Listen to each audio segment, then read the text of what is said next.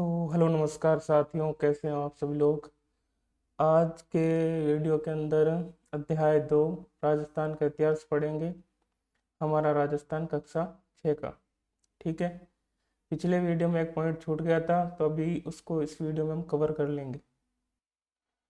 पिछले वाले वीडियो में जो है, जो पहला पार्ट था राजस्थान एक परिचय, उसमें संभागीय व्यवस्था थोड़ी सी छूट गई थी। ठीक है, तो इसको इसमें कवर कर रहे हैं, तो देख लीजिए कि राजस्थान में 7 संभाग और 41 जिले अभी वर्तमान में है। ठीक है, जिसमें पहला संभाग हम पढ़ रहे हैं अजमेर संभाग, जिसमें 6 जिले आते हैं: अजमेर, भीलवाड़ा, नागौर और टोंक। इसके अंदर 2 और जुड़े हैं, जैसे ब्यावर और डीडवाना कुचामन। ये नए जिले बने हैं और इनको अजमेर संभाग में रखा गया है।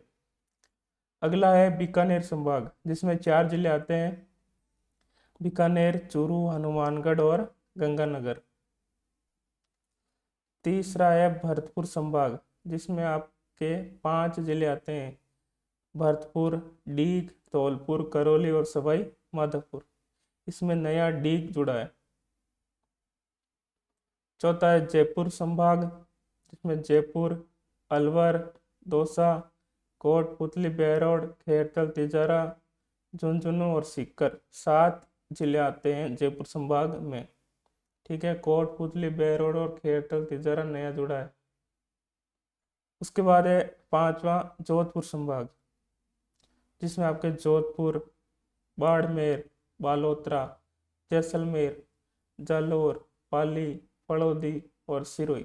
ठीक है, बालोतरा और फड़ौदी 2 नए जुड़े हैं और 8 हो गए हैं संख्या। जोधपुर संभाग में कितने जिले हैं? 8। इसके आगे कोटा संभाग, जिसमें कोटा, बारां, बूंदी और झालावाड़। इसमें 4 जिले आ जाएंगे। ठीक है। इसके बाद है उदयपुर संभाग, जिसमें 7 जिले आ जाएंगे: उदयपुर, सलूम्बर, चित्तौड़, डूंगरपुर, बांसवाड़ा, प्रतापगढ़ और राजसमंद। इसमें सलूम्बर नया जुड़ा है, जो उदयपुर से अलग हुआ है। ठीक है। अब मैप के अंदर भी आप इसको अच्छे से देख लीजिए, ताकि आपको आराम से याद हो जाए। पहले हम देख रहे हैं बीकानेर संभाग, जिसमें देखिए गंगानगर, हनुमानगढ़, बीकानेर और चूरू, ये 4 आ जाएंगे। ठीक है। इसके बाद देख रहे हैं हम जोधपुर संभाग, जिसमें आप देख लीजिए जैसलमेर, फड़ौदी, जोधपुर, पाली, सिरोही, जालौर, बाड़मेर, बालोतरा। ठीक है। इसके बाद बीच वाला अजमेर देख लीजिए। अजमेर में अजमेर, नागौर, डीडवाना कुचामन, ब्यावर और टोंक इतने शामिल हो जाएंगे।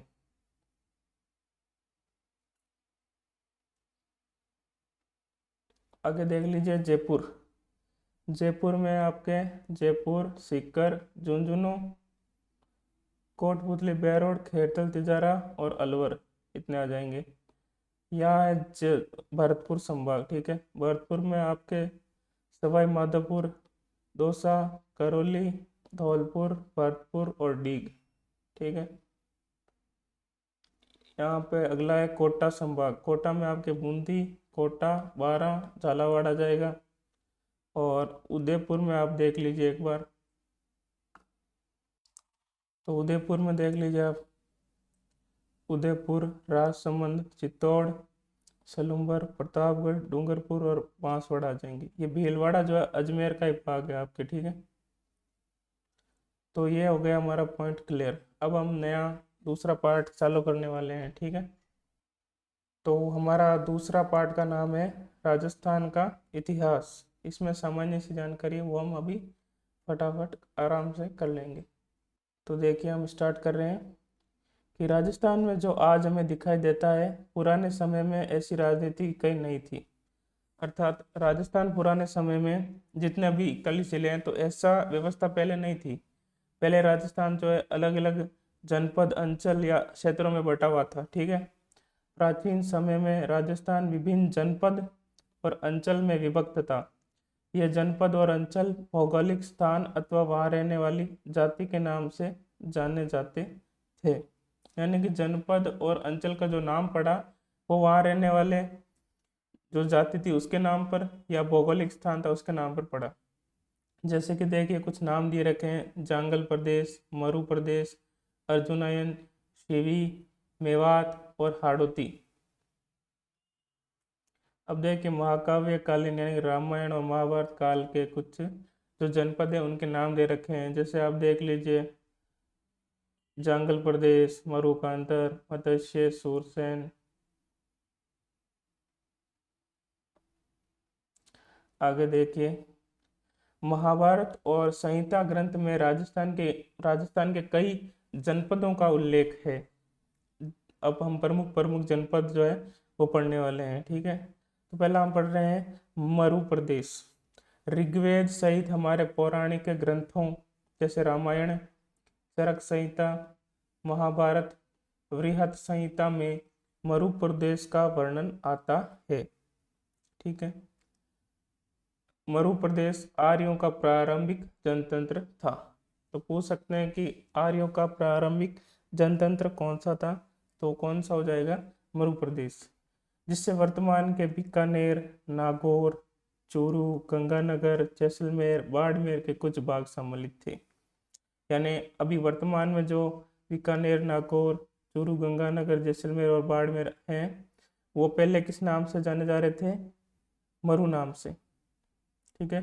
कालांतर में इस क्षेत्र में कुछ विस्तार के साथ कुरु, मद्र और जांगल नामक जनपद का निर्माण हुआ। और मरु से किस किस का निर्माण हुआ, कुरु, मद्र और जांगल जनपद का। आगे हम पढ़ रहे हैं जांगल प्रदेश। इस जनपद में वर्तमान बीकानेर आ जाएगा, आपके नागौर आ जाएगा, जोधपुर आ जाएगा, ठीक है। और जांगल प्रदेश की राजधानी कौन सी थी, अहि छतरपुर, ठीक है। और जिसका साम्य वर्तमान नागौर से प्रतीत होता है।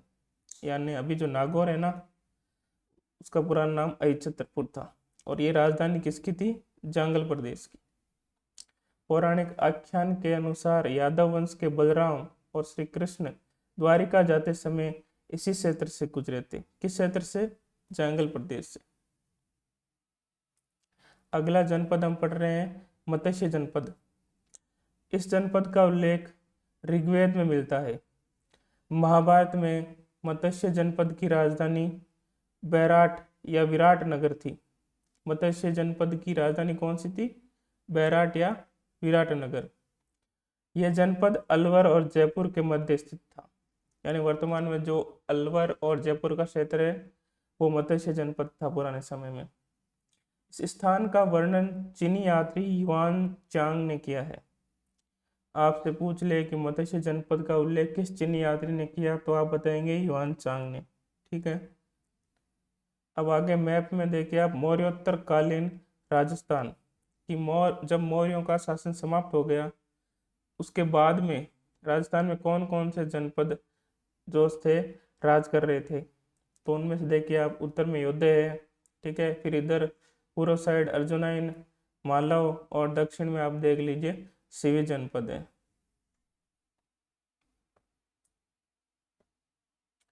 आगे हम जो है सूरसेन जनपद की बात करेंगे। राजस्थान का जो भरतपुर है, धौलपुर है, करौली है, इसके अधिकतर भूभाग प्राचीन सूरसेन जनपद में सम्मिलित थे। यानी वर्तमान के भरतपुर, धौलपुर और करौली सूरसेन के नाम से विख्यात थे। इस जनपद की राजधानी मथुरा थी। यानी सूरसेन की राजधानी कौन सी हो जाएगी, मथुरा। 4वीं शताब्दी ईसा पूर्व के यूनानी लेखकों ने सिकंदर के समय में सूरसेन का उल्लेख किया है। बयाना प्रशस्ति में भी सूरसेन नामक राजवंश का वर्णन मिलता है। तो आपसे पूछ ले, सूरसेन नामक राजवंश का उल्लेख मिलता है तो बयाना प्रशस्ति में। सिकंदर के आक्रमण के पश्चात अपनी स्वतंत्रता को सुरक्षित रखने हेतु उत्सुक पंजाब और टक की कुछ जातियां राजस्थान में आकर बस गई। इनमें अपने साहस और शौर्य के लिए प्रसिद्ध मालव, शिवी और अर्जुनाइन जातियां प्रमुख थी। यानी सिकंदर का जो आक्रमण हुआ उसके बाद उससे बचने के लिए जो थे पंजाब और टक से कुछ जातियां कहाँ गई, राजस्थान में। कौन कौन सी जातियां आई, मालव, शिवी और अर्जुनाइन। इसके बाद हम पढ़ रहे हैं शिवी। तो शिवी की राजधानी थी मध्यमिका। वर्तमान में अभी जो उदयपुर है, उदयपुर के पूर्व पश्चिम और उत्तर का जो संभागीय प्रदेश है उसमें शिवी जाति ने आधिपत्य स्थापित किया। यानी उदयपुर के एरिया में किस जाति ने राज किया? शिवी जाति ने। इसलिए यह जनपद भी किस नाम से जाना गया? शिवी जनपद के नाम से। इसकी राजधानी मध्यमिका या मेदपाट, मेवाड़ अथवा प्रागवाट कहलाई। ठीक है, शिवी जनपद की राजधानी कौन सी थी? मध्यमिका हो जाएगी। ठीक है, मेदपाट है, मेवाड़ है, प्रागवाट है। ठीक है, इसके बाद देखिए अर्जुनायन जनपद। भरतपुर और अलवर प्रांत के अर्जुनायन अपनी विजयों के लिए प्रसिद्ध थे। अर्जुनायनों ने मालवों के साथ मिलकर विदेशी शत्रु को परास्त किया। तो अर्जुनायन जो जनपद है वो वर्तमान में कौन कौन से जिले हैं? भरतपुर और अलवर। आगे हम पढ़ेंगे मालव जनपद। तो मालवों की शक्ति का केंद्र जयपुर के निकट नगर था, जो वर्तमान में टोंक जिले में स्थित है। अभी वर्तमान में नगर टोंक जो है वो प्राचीन समय में मालव जाति का केंद्र था।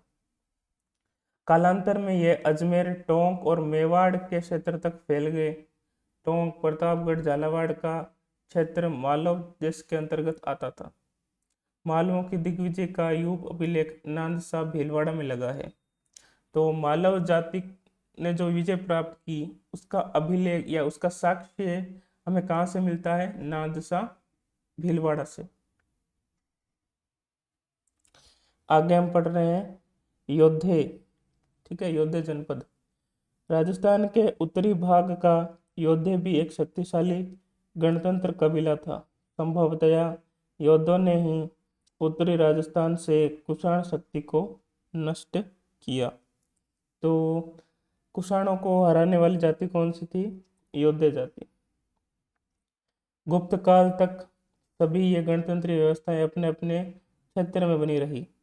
ऐसा प्रतीत होता है कि गुप्त सम्राट ने इन्हें अर्ध आश्रित रूप में बनाए रखा, परंतु 5वीं सदी के बाद पूर्ण आक्रमण ने यहाँ के गणतंत्रीय जनपद की व्यवस्था को समाप्त कर दिया। क्या हुआ? गुप्त काल तक तो ये सारे जनपद अपनी स्थिति में कायम थे। ठीक है, जब हुणों ने यहाँ पर आक्रमण किया तो यह जनपद व्यवस्था समाप्त हो गई। आगे है बृहद संहिता नामक ग्रंथ में इनके पतन की चर्चा है। यानी एक बृहद संहिता नामक ग्रंथ है, उसमें जनपद व्यवस्था समाप्त होने का उल्लेख है। इसके बाद ये जनपद अन्य नाम और सीमाओं को लेकर सामने आते हैं।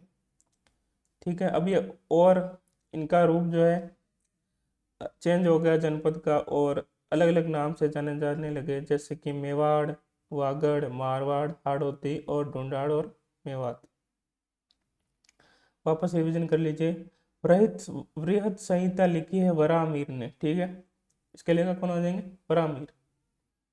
और इसमें क्या है? जनपद नष्ट होने का उल्लेख है, और जनपद व्यवस्था को नष्ट करने का कारण था हुणों का आक्रमण। आगे हम पढ़ रहे हैं मेवाड़ के बारे में। तो प्राचीन शिवी जनपद वाले क्षेत्र को मेवाड़ कहा गया। यानी जो पहले हमने पढ़ा था शिवी जनपद, उसी को बाद में क्या नाम मिला? मेवाड़। आधुनिक उदयपुर, चित्तौड़, प्रतापगढ़, राजसमंद, भीलवाड़ा जिले मेवाड़ राज्य के क्षेत्र रहे थे। इस क्षेत्र पर 7वीं शताब्दी से आधुनिक राजस्थान के निर्माण तक गुहिल या सिसोदिया वंश का राज्य रहा। ये आप सबको पता है। नागदा, अहाड़, कल्याणपुर, चित्तौड़गढ़, कुंभलगढ़, चावंड, उदयपुर आदि समय समय पर इसकी राजधानियां रही। यानी मेवाड़ की राजधानी कौन कौन सी रही? नागदा रही, अहाड़, कल्याणपुर, चित्तौड़गढ़, कुंभलगढ़, चावंड और उदयपुर। यहाँ की बोली मेवाड़ी कहलाती है। यानी यहाँ की जो बोली है मेवाड़ की बोली मेवाड़ी। आगे हम पढ़ेंगे वागड़ क्षेत्र के बारे में। राजस्थान में 2 क्षेत्र वागड़ के नाम से जाने जाते थे। एक डूंगरपुर बांसवाड़ा और दूसरा पिलानी जो झुंझुनू के अंदर है के पास नरहड़, भादरा, नोहर, कन्नड़ा का क्षेत्र। ठीक है, किंतु अधिकतर दक्षिणी राजस्थान के डूंगरपुर बांसवाड़ा के भूभाग को वागड़ या वागड़ कहा गया। तो वागड़ क्षेत्र किसको कहा जाता है? डूंगरपुर और बांसवाड़ा का क्षेत्र ही है। ठीक है, और इसकी बोली कौन सी हो जाएगी? वागड़ी। मारवाड़ क्षेत्र। प्राचीन मरु प्रदेश ही कालांतर में मारवाड़ कहलाया। जो हमने मरु प्रदेश पीछे पढ़ा था, अब उसको किस नाम से जाना जा रहा है? मारवाड़। 7वीं शताब्दी में इसके मंडोर जोधपुर क्षेत्र पर गुर्जर प्रतिहास ने शासन किया। मारवाड़ में जो जोधपुर का क्षेत्र है मंडोर, वहां पर किसने शासन किया? गुर्जर प्रतिहारों ने। बाद में क्षेत्र पर राठौड़ राजवंश का आधिपत्य हो गया। ठीक है, आगे पढ़ रहे हैं। हाड़ौती क्षेत्र। आधुनिक बूंदी और कोटा का क्षेत्र हाड़ौती कहलाता है। प्राचीन काल में इस भूभाग पर मीणा जाति का जो है आधिपत्य रहा था। मीणा वंश का बूंदा के नाम पर ही बूंदी का नामकरण हुआ। यह सवाल आ चुका है। बूंदी का नामकरण बूंदा मीणा के नाम पर हुआ। कालांतर में चौहान वंश की हाड़ा शाखा ने इस पर अधिकार कर लिया। ठीक है, मीणाओं को हराकर चौहान वंश की जो हाड़ा शाखा थी उसने यहाँ पर अधिकार कर लिया। तभी से इस भूभाग को व यहाँ की बोली को हाड़ौती कहा जाने लगा। आगे हम पढ़ रहे हैं ढूंढाड़ का क्षेत्र। जयपुर और उसके आसपास का क्षेत्र ढूंढाड़ के नाम से प्रसिद्ध है। 12वीं सदी में कछवा राजपूत ने यहाँ की स्थानीय जनजाति के मीणा और बड़ गुर्जर को परास्त कर अपने राजवंश की नींव डाल दी। इस क्षेत्र की भाषा कौन सी हो जाएगी? ढूंढाड़ी। ढूंढाड़ की ढूंढाड़ी। और कछवा वंश ने यहाँ पर राज किया था। आगे मेवात के बारे में पढ़ लो। अलवर और भरतपुर। कौन कौन सा क्षेत्र? अलवर और भरतपुर का वह क्षेत्र जहाँ मेव जाति की अधिकता रही, यानी अलवर और भरतपुर के कुछ क्षेत्र पर मेव जाति रहती थी, इसलिए इस क्षेत्र का नाम क्या पड़ गया? मेवात। मेवातियों का प्रसिद्ध नायक हसन खां मेवाती था। कौन था? हसन खां मेवाती, जो खानवा के युद्ध में राणा सांगा की ओर से बाबर के विरुद्ध लड़ता हुआ मारा गया। ठीक है, इसको भी आपको याद रखना है कि खानवा के युद्ध में राणा सांगा की ओर से कौन सा मुस्लिम जो था युद्ध कर रहा था, तो उसका नाम हो जाएगा हसन खान मेवाती। इन सब अंचलों के अतिरिक्त भी राजस्थान के कुछ अन्य क्षेत्र जैसे कि जैसलमेर, तो जैसलमेर के भी नाम हम देख रहे हैं। मांड या वल, प्रश्न आ सकता है मांड या वल किसको कहते हैं? जैसलमेर को। जोधपुर का दक्षिण भाग गुजरातरा के नाम से जाना जाता है। प्रतापगढ़ को कांटल कहते हैं। झालावाड़ का क्षेत्र जो है मालवा कहलाता है। चूरू, झुंझुनू और सीकर वाला क्षेत्र शेखावाटी कहलाता है। अजमेर और ब्यावर का जो क्षेत्र है वो मेरवाड़ा के नाम से जाना जाता है। ठीक है, तो ये हमारा पाठ पूरा हो चुका है और थोड़े बहुत इसमें प्रश्न भी दिए हैं, वो भी हम कर लेते हैं साथ ही साथ। ठीक है, तो अंचल किसे कहते हैं? क्षेत्र को। ये प्रश्न आ चुका है कि अंचल किसे कहा जाता है, और 4 ऑप्शन दिए थे, उसमें से सही उत्तर हो जाएगा क्षेत्र। स्थान, ऐसे बहुत सारे ऑप्शन दिए थे इसमें, लेकिन आपको करना है क्षेत्र, यही राइट होगा। ऋग्वेद, यह प्राचीन ग्रंथ है और इसे प्रथम वेद कहा जाता है। जो 4 वेद थे उसमें पहला कौन हो जाएगा? ऋग्वेद। अब सत्रप क्या है? प्रांत। सत्रप का अर्थ होता है प्रांत का मुखिया, राज्य या फिर राज्यपाल। भारत में शक जाति के शासक हेतु जो है सत्रप शब्द का इस्तेमाल किया जाता था। आगे एमसीक्यू देखिए। मत्स्य जनपद की राजधानी थी, तो कौन सी थी? विराटनगर। कोटा बूंदी वाला क्षेत्र कहलाता है, तो क्या कहलाता है? हाड़ौती प्रदेश। अब रिक्त स्थान वाला देख लीजिए। ब्यावर और अजमेर का क्षेत्र क्या कहलाता है? तो आपके मेरवाड़ा के नाम से जाना जाता है। जयपुर और उसके आसपास का क्षेत्र की भाषा कौन सी है? ढूंढाड़ी भाषा। महाभारत कालीन किन्हीं 2 जनपद के नाम बताना था, तो मत्स्य है, सूरसेन है, जांगल है, मरुकांतर है। शेखावाटी में कौन कौन से जिले आते हैं? चूरू, झुंझुनू और सीकर। हसन खां मेवाती कौन था? राणा सांगा की ओर से लड़ा था खानवा के युद्ध में। 5वीं सदी के बाद राजस्थान के गणतंत्रीय जनपद व्यवस्था समाप्त क्यों हो गई? तो पीछे हमने पढ़ा है कि जब हुणों का आक्रमण हुआ तो जनपदीय व्यवस्था क्या हो गई? समाप्त हो गई। ठीक है, हमारा पार्ट कंप्लीट हो चुका है। उम्मीद है समझ में आया होगा। किताब में आप और अच्छे से पढ़िए। जो जहाँ मैंने हाईलाइट करके रखा है उसको आप बार बार रिवीजन कीजिए, और एक गाइड भी लेके आ जाइए और उससे भी अच्छे से तैयारी कीजिए, और पुराने प्रश्नों को हल करना मत भूलिए।